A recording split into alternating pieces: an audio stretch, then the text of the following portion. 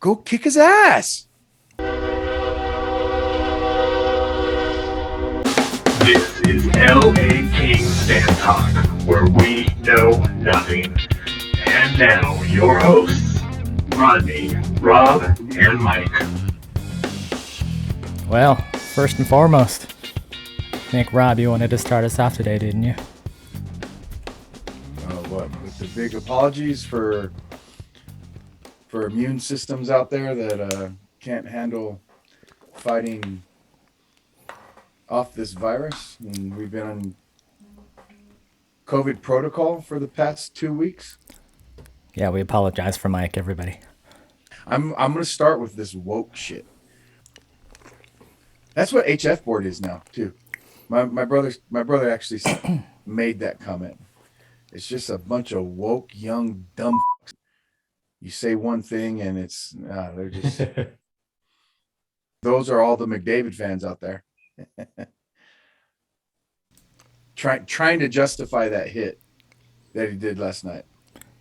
It's a 2-minute penalty on anybody else. That's what they're saying. I can't believe how they sound like 5-year-olds. Well, he gets away with it all the time, so how come we don't get away with it? It's like, and they were screaming about the suspension right after the game, and it's like, what suspension, you stupid? He's not going to get suspended for it. Right. And they're complaining about a scenario that just wasn't going to happen. But that's typical of the millennial generation, you know. All right. Post-woke talk, what are we talking? I wouldn't mind just catching up, that's all. Just even if it's kind of in general. You want me to I don't know, we're topic? playing 500. How far off do you think we were going to be from 500? Yeah, that's the good question. Is after a quarter of the season, did you really think we'd be 500? I thought we needed to be there if we want to keep talking about the playoffs. So, big picture, looking at it like that, seem to be doing okay. Is it the ugliest 500 you've ever seen? Yeah, It's pretty damn ugly. definitely. It's so streaky. Yeah, that's God. And I'll tell you what, that is the frustration of a fan right there. Can you just tell us what type of team you're going to be so we could prepare ourselves for it? Right. Don't go winning 7 games in a row just to lose 7 games in a row. And Right. like, Yeah. what the so frustrating. Don't go beating McDavid and Draisaitl just to lose to Tanner Pearson. Yeah, Jesus. Hey, I'll tell you what. Okay, going into tonight's game, as a sports bettor, you know, I dabble in sports betting a little bit, and it scared me because the percentages, if you follow, teams that underachieve and fire their coach, that next game that they have with new coach on bench, with the talent that teams usually have to be considered underachievers, they all play for their jobs and they play hard, they play well, just like Vancouver did tonight. And so I wasn't too surprised, especially us playing back to back. Kind of gave a real spirited effort against Edmonton. I don't necessarily want to say let down, you know, but definitely lackadaisical effort for sure. But when you couple that with Vancouver coming out and showing their new coach, hey, I can play. You need to keep me in the lineup. I kind of was expecting it. Expecting them to lose, but not lose that bad. Right, and I'm not. Yeah, obviously, I'm not expecting to lose, but I was expecting Vancouver to come out and play like that. But after seeing the Kings play the way they did the night before, that's why I'm saying I wasn't expecting the Kings to lose. I was expecting Vancouver to play the way they did. I did not expect the Kings to play that shitty. I expected way more of an effort than whatever that was. Can we talk 24 game point totals and stuff too? Sure. You know, we're at the quarter mark here, and I think if you take a look at power play numbers, it's pretty pathetic. I've been preaching that. Um, if you look, I don't think you could really, as much as I want to get mad at I follow Kempe, like the dead horse has been beaten. Um, Pace wise, after 24 games, they're on pace to have decent seasons, scoring wise. You know, the scoring goals. So can't really point fingers that way, but the streakiness, because of the streakiness, I think the numbers are skewed a little bit, just because of. And just when I want to complain about Kopitar, how much I love him, but I want to complain about him because he disappeared for a few games. Point per game still. What are we doing here? Yeah, but kind of like we talked about earlier in the season, he's a point per game, but he's a -7, and that's probably might be even worse after tonight. So it's kind of weird that he's got 24 points in 23 games, yet sitting at a -7. Well, you had said earlier specifically, how do you not understand that? Because you explained it exactly. He is the best player on a bad team. He plays the most minutes of any forward. He's out there against other teams' top guy every single game.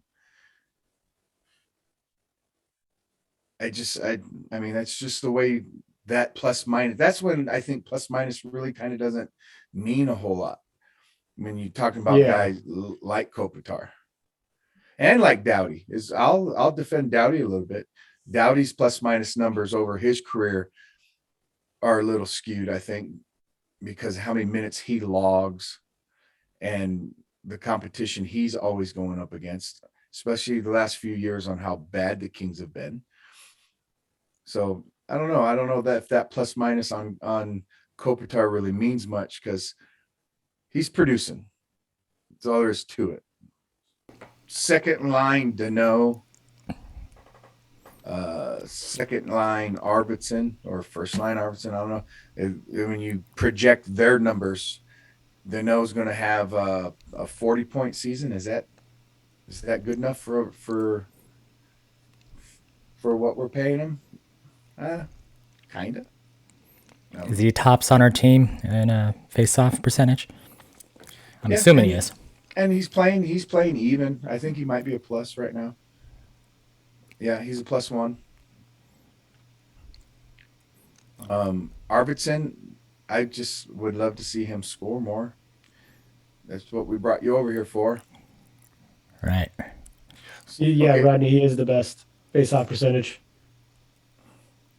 So one thing, it's been 3 weeks since we've been able to talk. So excuse us if we bounce around a little bit, and there's been so many things that I wanted to get off my chest, and there's just not enough time. We don't want to bore you with a 2-hour podcast, but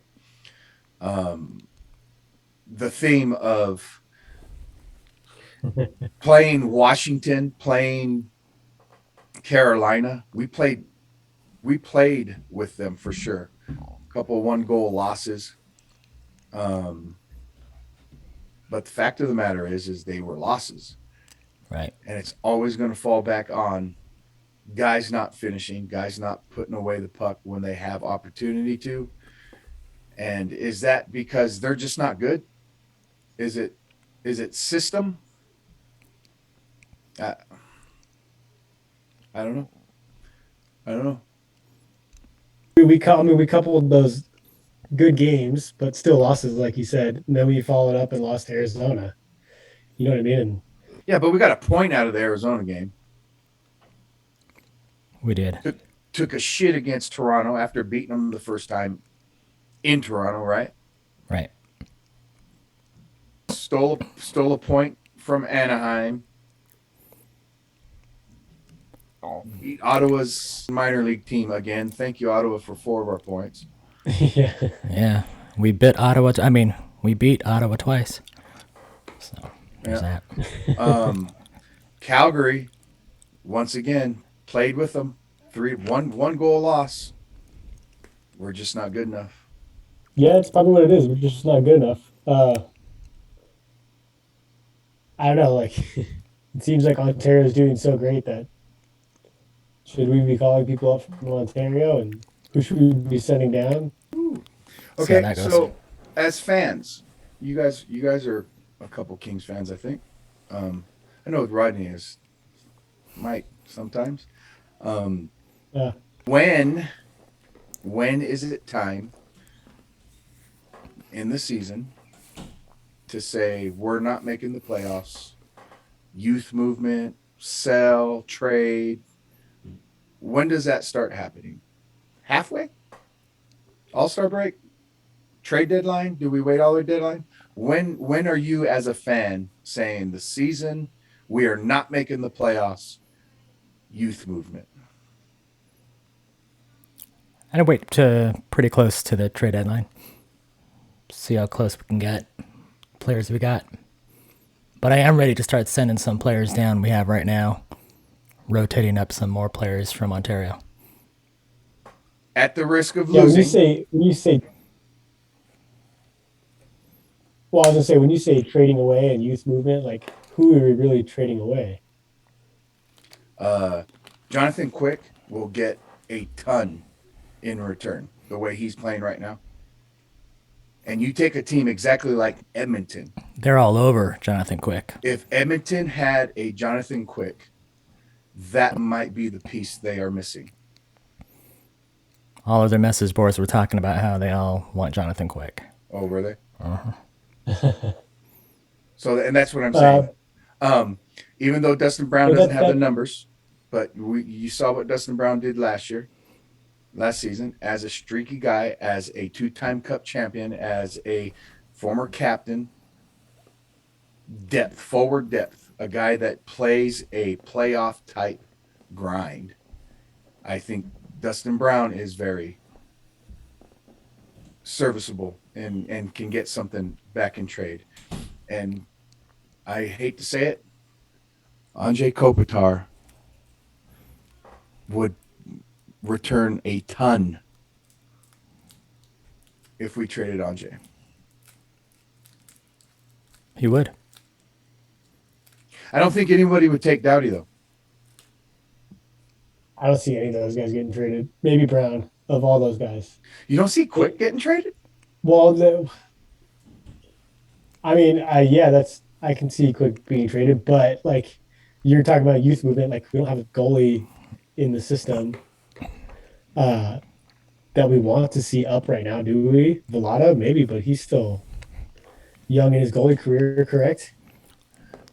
That could be part of the trade package. I mean, the players we want to see are basically at the forward position, and I think it's more what Rodney said. It's we need to send some guys down who are younger, who aren't really performing. But sending guys down, we could only send I thought Kapari started well. Kapari. Sorry, Mike, and I like Kapari. He's Yeah, been yeah. sucking. I thought he's been playing well, but he's kind of stagnated. Don't Oh, wanna say- he's been I'm sucking trying- pretty bad. I'm trying hard not to be too negative. Kapari has been subpar, and Roy might turn into Modry, the Modry Yeah. for Rodney, right? Right-handed Modry. That's pretty harsh. But yeah, he's regressed so much from last Yeah. year. It's pathetic. When we thought him and Walker were, wow, look at these two Right. little gems we found. Right. He's got to get better. What do you guys think about Jersey? I like him. He's a good puck moving defenseman. I think he's still averaging a point a game Yeah, after tonight. No, I think it's is it 5-5? yeah. He was at 5-5. I think he's 5-6. He's small. I don't know. He won't. I don't know. He's a little Well, bigger, yeah, a little bigger than Walker. Yeah, I was gonna say Sean Walker's small too, and he plays small. Yeah. There's a difference there too. He's got big hair though. Yeah. Our energy line there over the last 3 weeks that we haven't been on, for a while there, they were becoming a little story of how good they've been playing. All of the offensive chances they were producing, and still Corsi numbers up the ass, but I don't even know what a Corsi number is. We know nothing. They but now with Lemieux gone, I don't know. It's the last couple of games. I think we've missed him. I think we've missed Lemieux the last couple of games. For Absolutely. Sure. Yeah, and the third line just feels like the bottom six feels all disorganized, and what do we really have? And I don't know. It's unimpressive. Third line's Mike. horrible. Mike, Yeah. I pin you down and I shove my hand in your mouth. Oh, I'm biting the shit out of you. Just like I broke your necklace, I'll bite the shit out of you. So I don't blame him one You're bit. condoning what he did. I don't blame him.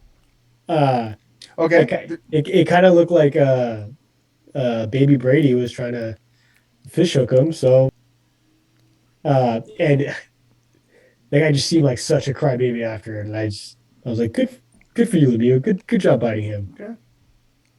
So if Sure. somebody bit you twice in your league, would you complain at all, or would you just skate away like it was nothing? I'd probably try to fight the guy. I wouldn't be crying like that. I don't know. I know. It's so tough. It's so tough to sit here and make fun of other fan bases that stick up for their like the McJesus. Yeah. Going, he does nothing wrong and blah blah blah. And then here we are, we're condoning.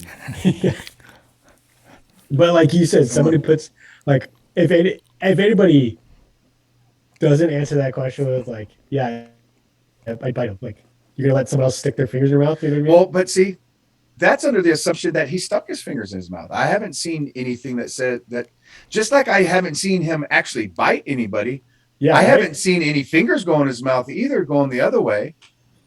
Yeah, right. It was So definitely- everything's just an assumption on everything, and that's what I think is a little frustrating about the whole biting ordeal is what exactly happened, so I can have an opinion. And there's no video. It's so evidence hard to of see. him like actually biting. Like you can't see him actually bite him. Did you guys watch the NHL player safety video on it?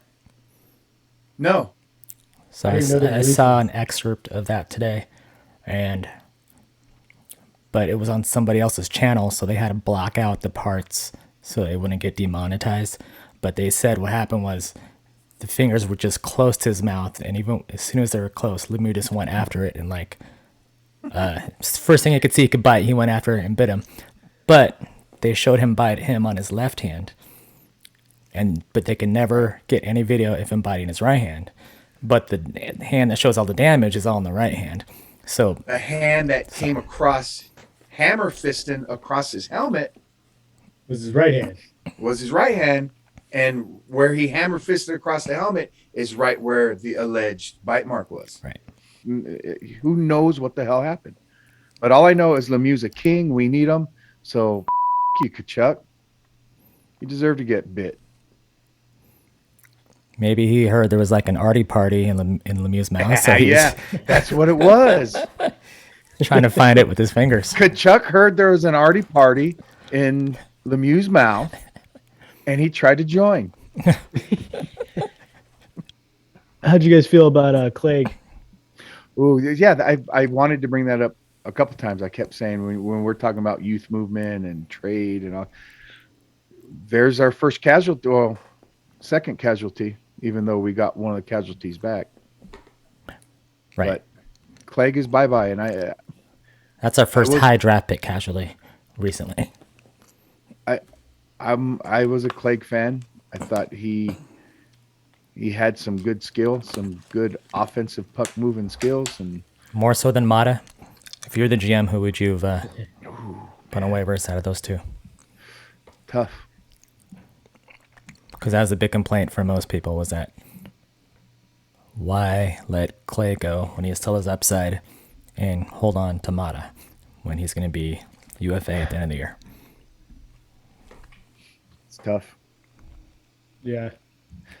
That's tough. I don't know. Maybe the assumption is, and I mean, I don't agree with it, but maybe the assumption is Mata's a or what does he have? 2 Stanley Cups, that if we trade him at the deadline, we get more of a return than we do for Clegg. And that's That's the debatable. assumption, Yeah. right? The thinking behind it. But I mean, we have, like you were saying, Rob was our first or second casualty, but I mean, Dersey is playing well and he's younger than Clegg. So it's kind of, and there's more defensemen coming. He's not better than Bjornford or Anderson, apparently. So the left side's kind of taken up, even though he can play the right, but it is what it is, you know?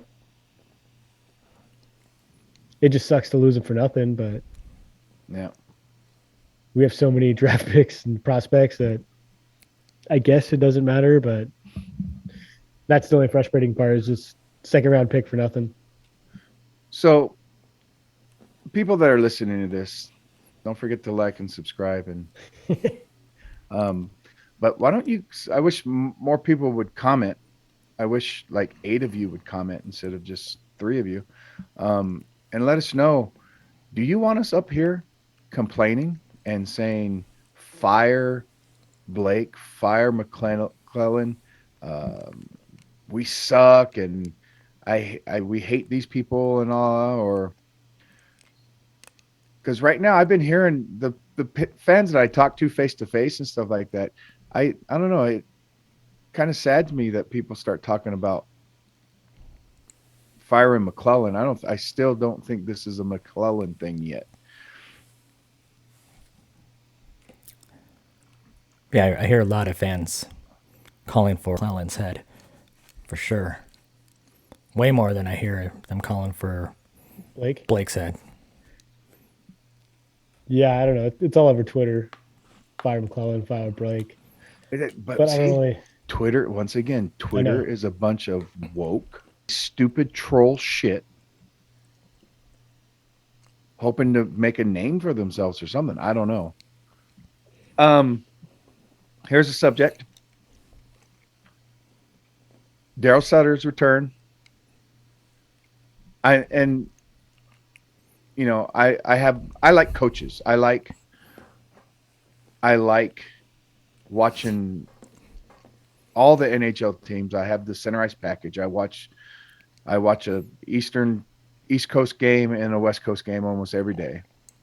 And I end up falling in love with certain coaching styles and whatnot, and seeing Sutter come back and everything he's done for the Kings in the past. And I'm still a little bitter at some of the team for tuning him out and not listening to him anymore, and it going the way it went, because I think he was fantastic. Same.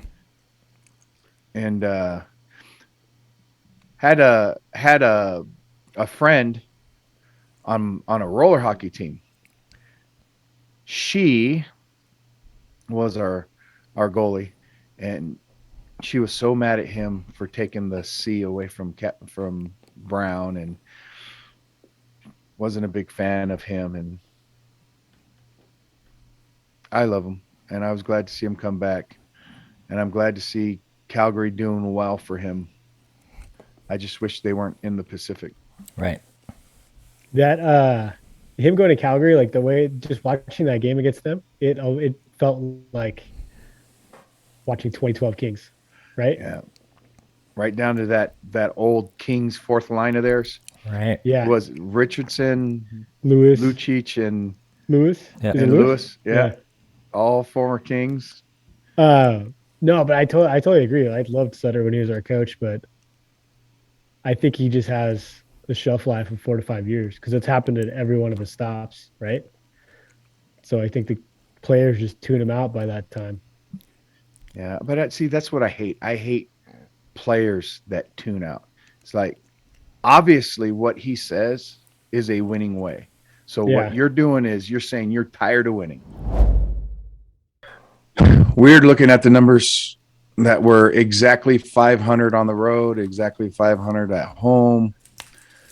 We're only at a -3 goal differential, which is almost even in the scoring, you know. Special teams, it's going to haunt us this whole season.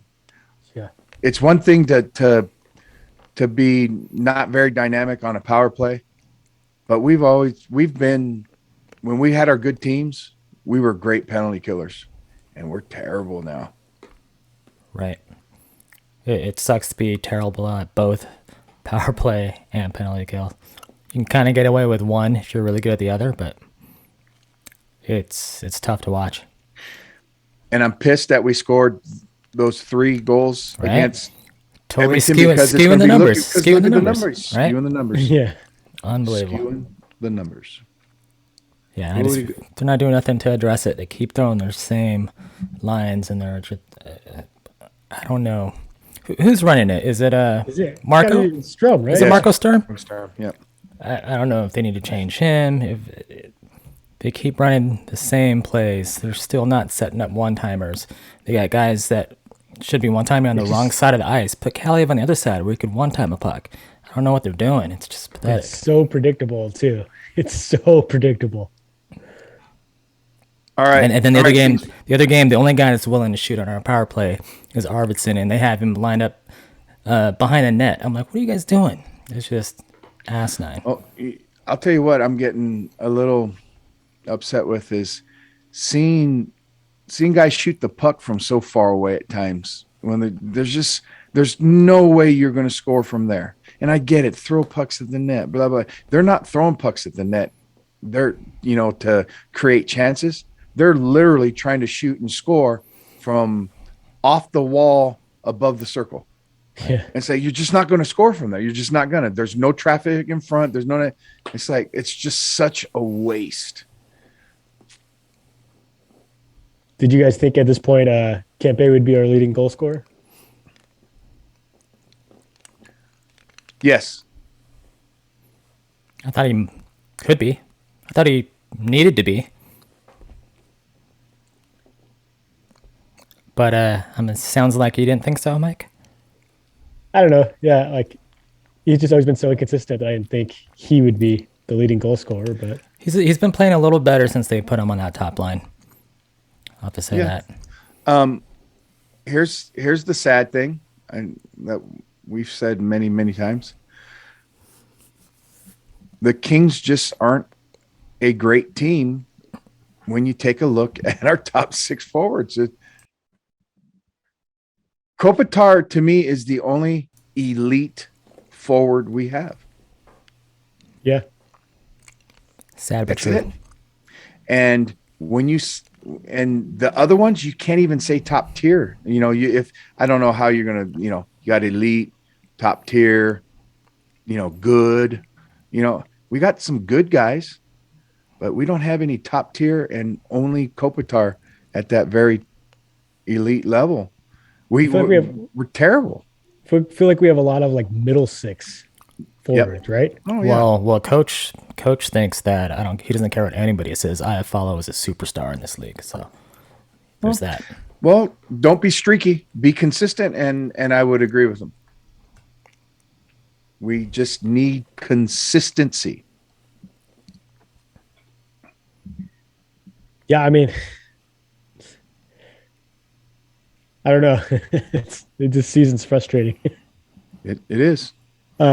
Like I want to say, like we have elite prospects. Why can't one of them be playing with Kopitar and Kempe? Yeah, why not? What? Why can't Velarde get a shot up there? Why can't we bring back Kachev? Like him on the power play looks. I'm ready to send Kapari down, Kaliev down, bring up the 2 guys you were just talking about. Let's bring them up, see what they got. Yep. We gave Kapari and Kaliev a lot of time up here. Yeah, and Kaliev on the 4th line. It's like that makes no sense at all. right. Ooh, you ready for this? I was just talking about this today with another Kings fan. Kaliev is good at sitting in little pockets, waiting waiting for some one time, some passes and whatnot. And he's playing on a line that's not designed to do that, whatnot. Right. And who are our best two board puck retrieval guys? And I'd venture to say that it's Dano and Iafallo.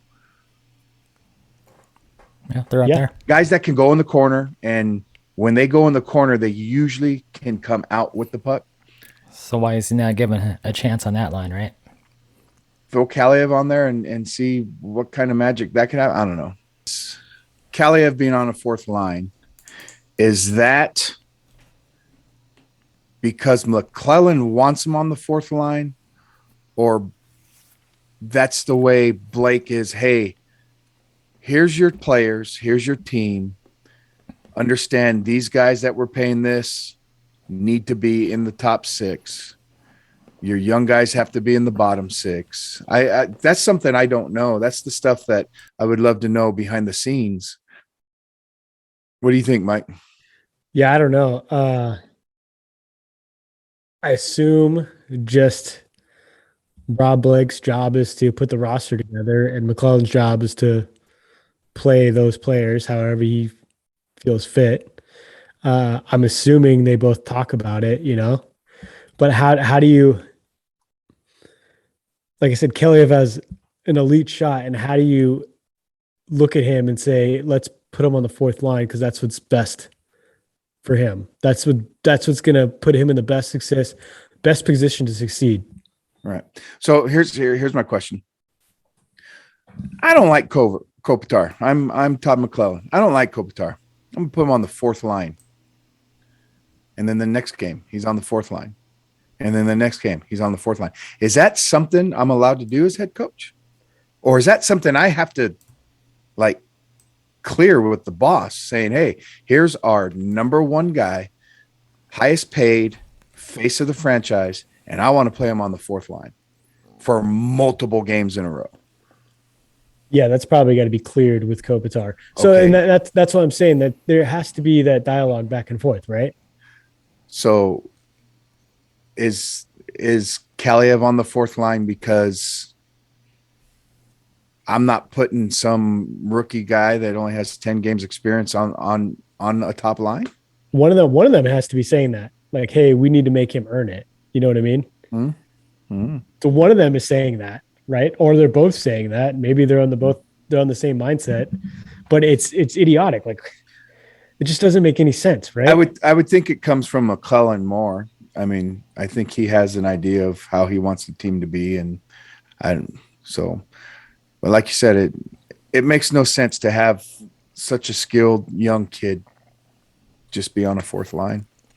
He needs to go down. He needs to go down and play in Ontario. And that's one of the biggest complaints you'll hear is from the whole crowd that wants to fire the coach is this whole Kaliev situation and why he's stuck on the fourth line, not given a chance on one of the top two lines. I think it's going to make him a better player in the long run. As far as development goes, to really suffer those minutes, and he gets hit down there when you're playing fourth line, checking line stuff. He's been hit a few times, and I honestly think it's going to make him better in the long run, but I just don't know how long that run we have to wait for that elite shot to start rearing its head on the productive lines.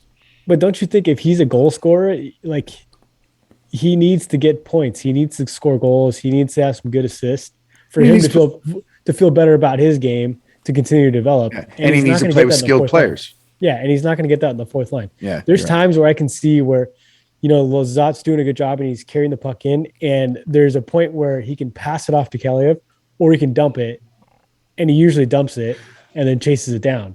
He doesn't look to make that pass like a skilled assist guy would do. You know what I mean? Like a playmaker would do, to find Kaliev for that shot. And here's something kind of crazy. I don't like him on the first power play because there's too many. He's deferring to the four other guys that are better than him. Yeah, on that power play. He's not the option. He's not option number one. And if you got the best shot on the team, he should be option number one. So either start making him the option or put him on the second unit. And let him be option number one on Yeah, unit for two. 40 seconds. You're right. Yeah. I think him as option number one for 40 seconds is better than option number 5 for a minute 20. Yeah. I don't know. He's just not set up for success right now. Yeah. All right. Speaking of not set up for success, Rodney, I don't know if you know this. Our next 8 games are against the league's elite teams. Did you know this? Every team we play right now is elite compared to us. But yes, Here, I'll run it down. Finishing the homestand with Dallas and Minnesota. And then we go on an East Coast swang. Tampa, Florida, Carolina, Washington. back to Edmonton. Come home for an back Edmonton home. game and then to Vegas. These next 8 games are going to say a lot. You know, we talked about in the beginning of the season, hey, this little stretch of games is going to kind of tell us where we're at, measuring stick, feathers and caps, whatnot. Quarter of the season done. 8 games is a good chunk. This could really make us or break us. It could. I mean, not saying it is. If we go 4-4, we're still right where we're at, right? Right. But if we go on a losing streak, if we go 1-7, if we go 2-6, Yeah. man, Then it gets like, then we're a lottery team all over again. oh man. Are you saying But it's time to bring up some Firkin help for the power play? Is that what you're saying? We couldn't go one podcast without a little FERC call for Rod. But we did go 3 weeks without it. So. Yes, Yeah. we did. Well, Yeah, that'll be brutal. Part of me thinks Jonathan Quick's going to stand on his head and we're going to win 5 or 6 games. ooh, 5 or great. 6. Hey, good segue there too, Mike. Jonathan, quick call out. How good is Peterson? Yes. Wanted to talk about that today for sure. Hey, Kings fans. Or how bad is Peterson? Where are your loyalties right now? Who are we still 1A, 1B? Should we be going every other game, switching our goalie? Doesn't feel like it right now. Is Quick that much better than Peterson right now? Yeah. So far this year, yeah. I get like this season, like Peterson has not looked the same. I think he looked better last season than he did this season. I don't know. He just doesn't. I thought he looked solid last season, and this season he looks very shaky. And Quick's the opposite. Quick looks like the old Quick, and it's fun to watch. Speaking of fun to watch, I'm calling it out right now. In 12 games from today, 12 games, we play the Philadelphia Flyers. You mean that Justin, I'm calling you out right now. Come at me, bro. You mean that dumpster fire of an organization? Is that what you're talking about? Yeah, remember the little trash bin floating downstream with the LA King sticker on it? And then I love the dog taking a shit on the Philadelphia Flyer logo on the ice. Oh my God. Come at me, Justin. I dare you. Come at me. How do you guys feel about Trevor Moore? You should be. Tough question. Tough question, Mike. I think him and Elias Anderson should rotate as that extra forward. I don't think they're good enough to be playing right now the way they've played in the last few games. Rob, before you go, I feel like, again, like mismanagement of lines. Elias Anderson, Trevor Moore, they're fourth liners. They should be on the fourth line. I agree, Mike. So how's your Moore meter right now? How you feeling about him? I love. See, I can't ever hate kids that play so hard. Yeah. I just can't. I appreciate all the effort because I really see it. I see the effort in the game, but they're just not that good. Yeah. And you're right. They're fourth liners. And that's when you could swallow the lack of production, is when it's coming out of your fourth line, because you don't necessarily need goals out of your fourth line, but you do need that energy. You do need that effort every night. You really do. So yes, I agree. More needs to be on the fourth line. You need to take all those guys, the Moores, the Andersons, the Grundstroms, Yeah. you know, Lizotte when he comes back. There's so many guys that just fit the Fourth, well, fourth yeah, line. you go down the whole roster. Even Yeah, it's like every team needs one or two of those energy guys, and we have like half or a little more than half the team. That's all we have is those guys. and to think we got rid of all of them. Without We got rid of. Yeah. Look we at replaced them with Calgary's younger. fourth line. You know, Clifford is still bouncing around. It's just And like, so we have all those guys that are perfect fourth line players, Amadio scored the other night. and Another fourth Kaliev, line. and Kaliev's on the fourth line. And then we want to put exactly Mike. Yeah, I get it. And Lemieux when he comes back, Yeah. you know, he's actually chipping in. Maybe he shouldn't be on the fourth line. What do you guys see as the future of Kachuk brothers versus Lemieux in the future? Is there going to be something every time they play each other? Well, what I want to know, yes, there's going to be, just like there's a Doughty Kachuk thing every time too. So you know how golf has the match, and they got a couple douchebags going after each other on golfing. Right. We need that in hockey. We need Lemieux, Doughty, tag team against the Kachuk brothers. And they should just actually bare knuckle fight once and for all and just end it. Poor Lemieux, he's going to do a lot of heavy lifting on that one. I know. I doubt he's not going to do it. He's going to be looking for the ref. Did you see what he did? Yeah. You know what? I never thought Kachuk ever got the best of Doughty in the gives and takes over the last couple seasons.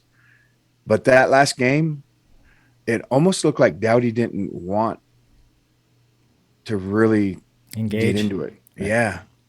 Now, why is that? Is Doughty still a little hurt? Does he not want to mess with the young buck? His mom. Is he I'm above going to it? say it's because Lemieux's out for a few games, but we'll Yeah, see. We'll see if it's different next time they play and Lemieux's playing alongside him.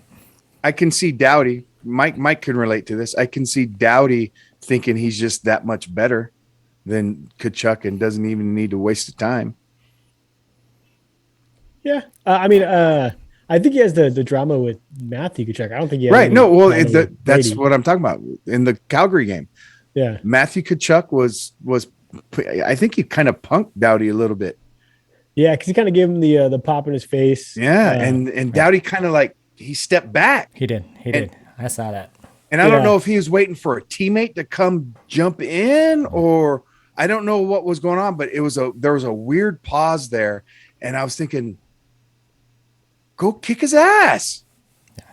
But he's not going to do that. He's the like you said, like he was waiting for a teammate to hop in, and then he was going to hop in. You know what I mean?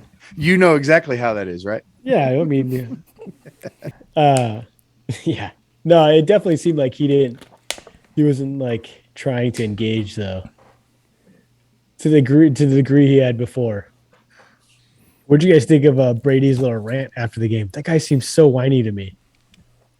So Jim Fox, this is what I appreciate about Jim Fox, because he's a former player, and he said, I like the way he sat there and said, he crossed the line. You don't talk about another team's locker room. Yeah. He said that was crossing a line. And if he says that's crossing a line, well, then I'll defer to the pro and say, yeah, he crossed the line. I mean, who's he to say, Nobody wants him in nobody that wants to locker play room. with him. I don't think he's that well versed across the whole NHL to know who hates him that much and who doesn't. So definitely doesn't know what the hell's going on in the Kings locker room. That's for sure. So Quick, I was wondering, is somebody going to jump up and, stick up for Lemieux verbally? So of course, your boy Quick jumped in there. yeah, yeah. Quick is, I hate certain guys over the years. I hate Rob Lakes and Luke Robitaille and whatnot. I don't hate those guys, but they're the ones that I just, while all the other fans love them, you just sit there and go, I don't get it. But Quick, how can you not love a guy that just loves every person that's wearing the same uniform as him? He's just a stand-up guy. Just like Brent. That's why I like Brown so much too. Yeah, that's why I don't want the Kings to trade Quick. Plus, Peterson isn't playing that great anyway, so. It's one of those, if you love someone, set them free. Yeah. That kind of thing.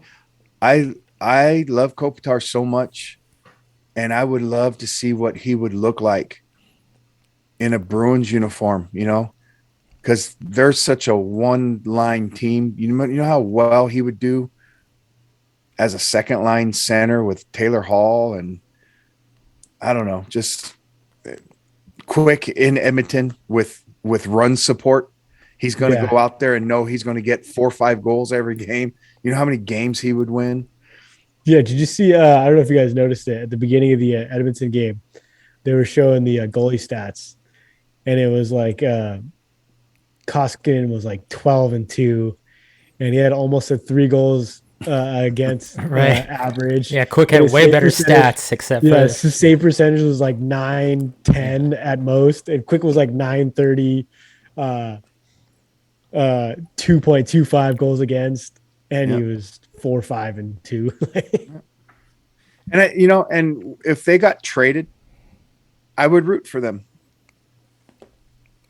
Yeah, I like I said, I just, if we can get stuff back for them, they've ran their course. I would love to see them fight for another Stanley Cup in a Kings uniform. That's my number one.